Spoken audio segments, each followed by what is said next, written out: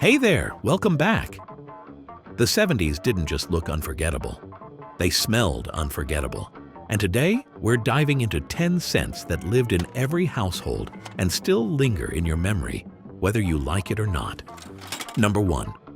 Burnt coffee in a percolator. Oh, sure you can't stay for more coffee? It's late and Jim never has a second You cup. know, I'd love another cup. That electric percolator had 2 settings, almost ready and smoke alarm.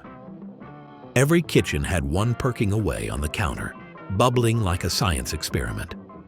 You didn't drink coffee in the 70s, you inhaled it. It smelled like roasted ambition and burnt hope. That thick, slightly scorched aroma was the smell of grown-up life.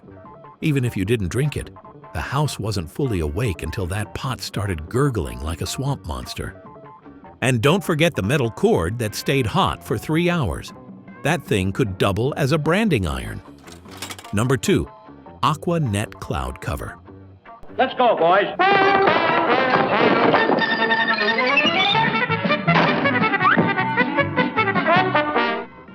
If you grew up in a 1970s household with a woman in it, you knew one thing: the bathroom was a danger zone. Not because of mess, because of the aerosol. Aqua Net was more than hairspray. It was a climate event. One blast and the whole room transformed into a smog advisory. And it lingered. Like 3 showers later and your towel still smells like prom, kind of lingering. The scent? Chemical cherry with a top note of don't breathe too deep. But hey, big hair needed big hold. Number 3, Jergens lotion. Would he hold hands with a whisk broom? Never. Let advanced formula Jergens lotion with extra softening action in every drop. Jergens wasn't just lotion, it was a rite of passage. That almond scent was unmistakable. Not real almond, mind you, more like almond adjacent. Sweet, comforting, and somehow medicinal at the same time. Every mom had a bottle on her vanity, usually with lotion crust around the cap like it had been sealed with a sugar glaze. You knew it was bedtime when someone in the house started slapping that stuff on with a sound like kneading bread dough. Number 4, fresh laundry. Oh, you've got ring around the collar. Those dirty rings. Sprays and powders weren't good enough, so I tried whisk. Open the laundry room door in any 1970s house, and your nose was hit with a wall of scent that meant business. Whisk, thick, red, and weirdly satisfying to pour, had the punchy, slightly floral chemical bite that said, "We're taking out the collar and the soul of this stain." Tide came in a cardboard box the size of a suitcase, and one scoop made your clothes smell like they'd been to a garden party hosted by Bleach. This wasn't lightly scented. This was detergent that announced itself. The clean laundry smell filled bedrooms, closets, hallways. And if your mom used too much, you could smell it from the porch. Fresh linens didn't just smell fresh. They smelled like they'd been scrubbed by angels with a license to kill mildew. Number 5, spray starch and hot iron. Every time I iron, it happens. My iron seems to get heavier and heavier and slower. This one lives deep in your memory, probably right next to the sound of your mom yelling, "Hold still, I'm not going to burn you." The smell of spray starch hitting a hot iron was oddly satisfying. Kind of like laundry mixed with ozone, like fresh linens with an electrical zing. And every blouse, skirt, or collar that left the house in the 70s had been steamed to within an inch of its life. Ironing wasn't a chore, it was performance art. You'd walk into a room and know someone had been pressing slacks just from the aroma alone. All right, quick sniff break. While we're strolling through memory lane and inhaling the 1970s, do me a little favor. If you've watched a few of these videos and haven't subscribed yet, now's a great time to fix that. It helps more than you know. Keeps this channel alive, just like that old Glade cone you never replaced. And hey, if you're hanging out on Facebook, swing by there too. It's where all the good stories end up. Perfume memories, kitchen disasters, and the occasional sighting of someone's mom still using the same Jergens bottle from 1974. See you there? Number 6. Avon in every corner. Avon spreading smiles all across the land. It's a time for beauty. In a 1970s house, Avon didn't live in one drawer. It colonized the place.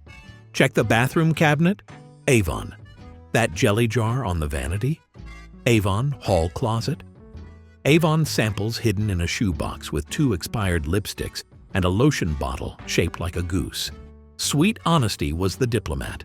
Occur, yes with the exclamation point, was the showgirl who arrived fashionably early and never left.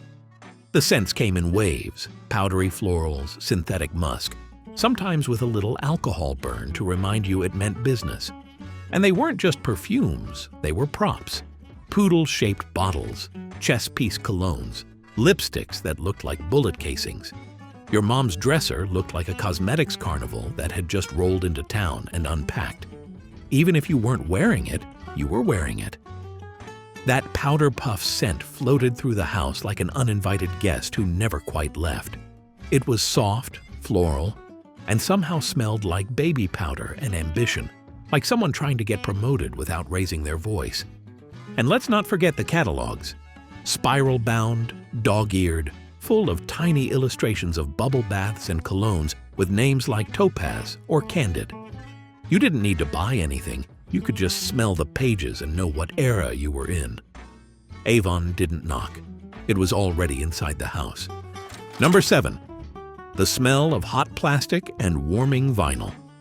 Simmons is delivering big savings to you right now. Ida-bed sofas from $3.99 to $4.99. Here's one you didn't even notice at first, but it lived in the living room all day, every day. You'd walk into a 1970s house and the television was already doing its job, even when it was off.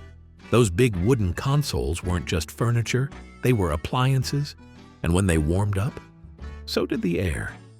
That smell, burnt dust on vacuum tubes, warming vinyl upholstery, and just a hint of static cling, was the background scent of every after-school rerun and every Saturday morning cartoon marathon. And if your couch was covered in protective plastic, which many were, forget it. The combo of heat, sunlight, and Grandma's no feet on the furniture policy created a greenhouse effect that could cook a ham. That hot plastic aroma seeped into the carpet, the drapes, the dog. It was the smell of "don't sit there in shorts." It wasn't pleasant, but it was familiar, and in its own weird way, it was comforting. That scent told you were home, the TV was warming up, and someone was probably about to yell at you to turn down the volume. Number 8. Wet dog and damp basement. This was the smell no one talked about, but everyone knew. If your house had wall-to-wall carpet, a basement, or a dog that enjoyed rolling in things it shouldn't, this one's for you. That slightly mildewy, wet fabric smell mixed with mystery funk. Maybe it was the shag rug. Maybe it was the wallpaper glue.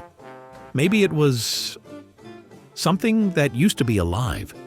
You'd try to mask it with Glade solid air fresheners, those little cones that dried out in a week and just sat there like sad-scented sculptures. Nice try, Glade. Number 9. Banana-flavored penicillin and Vapor Rub. To a kid with a cold, it's love. To a mother, it's more. It's medicine. No 70s childhood was complete without the smell of forced recovery. The banana penicillin, thick, chalky, and absolutely horrifying, was supposed to help, but let's face it, it was punishment with a smile. And Vapor Rub? Menthol nuclear war. If someone was sick, you didn't need to ask. You could smell it from 2 rooms away. Chest, under the nose, sometimes on the feet, because someone's grandma swore by it.